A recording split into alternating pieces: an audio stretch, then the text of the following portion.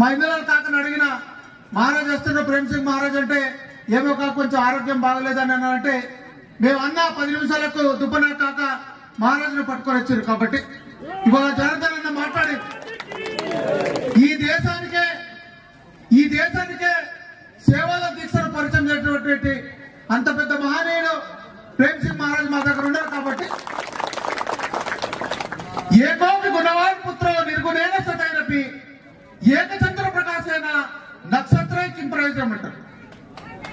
కులములో ఒక గుణవంతుడు పుట్టిన కులము వెలియవాని గుణము చేతని ఇవాళ అటువంటి ప్రకాశవంతమైన పుట్టురే. కాబట్టి ఇవాళ 284 సంవత్సరాలైనా ఇవాళ